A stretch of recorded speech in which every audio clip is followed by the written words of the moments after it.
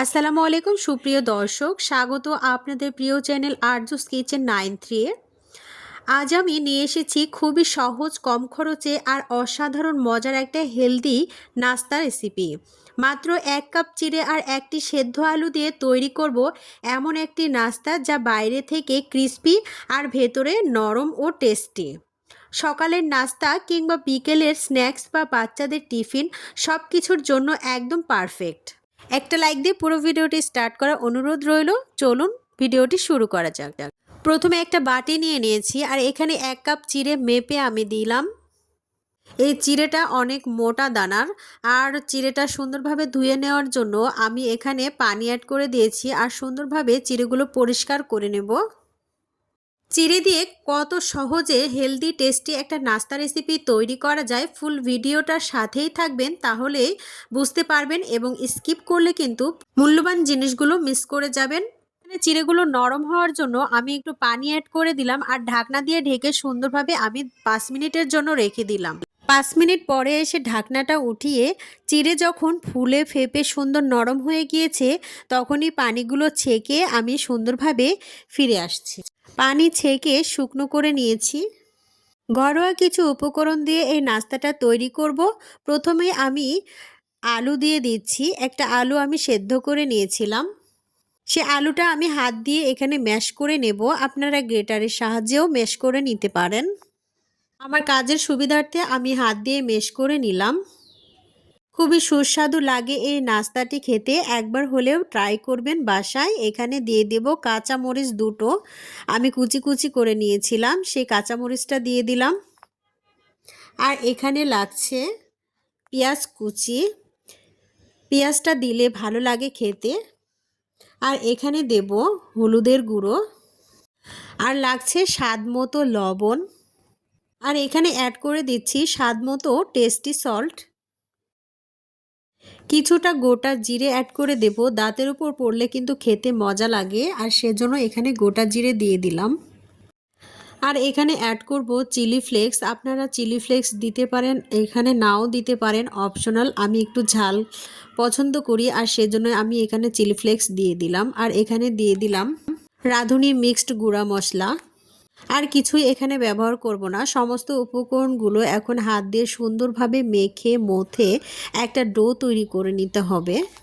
আলুগুলো যেন দলা দলা না থাকে সেই দিকটাও খেয়াল রাখতে হবে এবং সুন্দরভাবে সম্পূর্ণটা তৈরি করে নিতে হবে। আজকের ভিডিওটা খুবই স্পেশাল হতে চলেছে, পুরো ভিডিওটা জুড়ে থাকার অনুরোধ রইল। অনেক সময় বাসায় বেশি কিছু থাকে না কিন্তু হালকা ক্ষুধা লাগে, তখন কম উপকরণে যদি মজার এই নাস্তাটি বানিয়ে নিতে পারেন খুবই ভালো হয় খেতে। 1 কাপ চিড়ে, একটি সিদ্ধ আলু দিয়ে এমন মজার নাস্তা যেটা একবার খেলে বারবার বানাতে ইচ্ছে করবে। রেসিপিটা খুব সহজে নতুনরাও বানাতে পারবেন। এখানে ডো তৈরি করার সময় যদি একটু বেশি নরম লাগে তখন আপনারা চিড়ে দিতে পারেন গোটা, আর কিংবা এখানে সুজিও ব্যবহার করতে পারেন। হাতটা পরিষ্কার করে আমি সুন্দরভাবে এগুলো শেপ দিয়ে দেব। আর আমারটা পারফেক্ট হয়েছে, কোনো কিছুই আমি এখানে আর ব্যবহার করিনি। সুন্দরভাবে ডোগুলো আমি শেপ দিয়ে নেব একদম গোল গোল করে।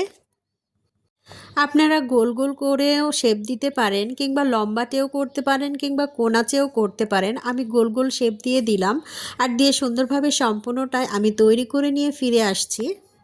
ভিডিওর এই পর্যন্ত যারা চলে এসেছেন একটা লাইক দিতে ভুলে গিয়েছেন, একটা লাইক দিয়ে পুরো ভিডিওটা স্টার্ট করার অনুরোধ রইল।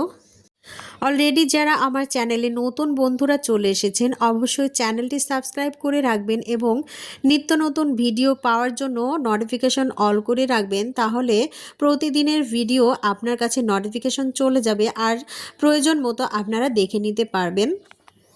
আর আমার এই চ্যানেলে নিত্য নতুন ইউনিক ভিডিও আপলোড করা হয়, আর সেজন্যই চ্যানেলটি অবশ্যই সাবস্ক্রাইব করে রাখবেন এবং নোটিফিকেশন অল করে রাখলে প্রতিদিন ভিডিওগুলো পৌঁছে যাবে এবং আপনারা সময় মতো দেখে নিতে পারবেন।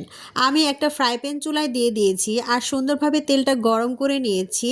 লো টু মিডিয়ামে রেখে সুন্দরভাবে এই নাস্তাগুলো আমি ভেজে নেব। কতটা লোভনীয় হয়েছে এই নাস্তাগুলো আপনারা দেখতেই পাচ্ছেন। লো টু মিডিয়ামে রেখেই কিন্তু নাস্তাগুলো ভেজে নিতে হবে, কারণ বেশি যদি জাল করা হয় তাহলে কিন্তু নাস্তাগুলো পুড়ে যেতে পারে আর স্বাদ কিন্তু বিনষ্ট হতে পারে। আর সেজন্যই সুন্দরভাবে ভেজে নিতে হবে। একটা হাতার সাহায্যে আমি সুন্দরভাবে ভেজে নিচ্ছি। একটু আস্তে আস্তে উল্টে দিতে হবে, কারণ এটা কাঁচা থাকার কারণে এটা ভেঙে যেতে পারে, আর সেজন্য সুন্দরভাবে আস্তে আস্তে এটাকে উল্টে দিতে হবে। এক পাশটা হয়ে গেলে আর এক পাশটা হওয়ার জন্য অপেক্ষা করতে হবে। নাস্তাগুলো আমি দুইবারে উল্টে নিয়ে ভেজে নিয়েছি। ফাইনাল লুকটি আপনারা দেখতেই পাচ্ছেন কতটা লোভনীয় এবং ক্রিস্পি হয়েছে। আর নাস্তাগুলো আমি ছেঁকে নেওয়ার জন্য একটা ছাকনাতে রেখে দিচ্ছি, আর যখন তেলটা ঝরে যাবে তখনই আমি নাস্তাগুলো রেডি করে নেব একটা প্লেটে। কতটা ক্রিস্পি এবং কতটা টেস্টি হয় এই নাস্তাটি, একবার বাসায় ট্রাই না করলে বুঝতেই পারবেন না। একবার ট্রাই করে অবশ্যই কমেন্ট বক্সে জানিয়ে যাবেন আপনাদের কেমন লাগলো।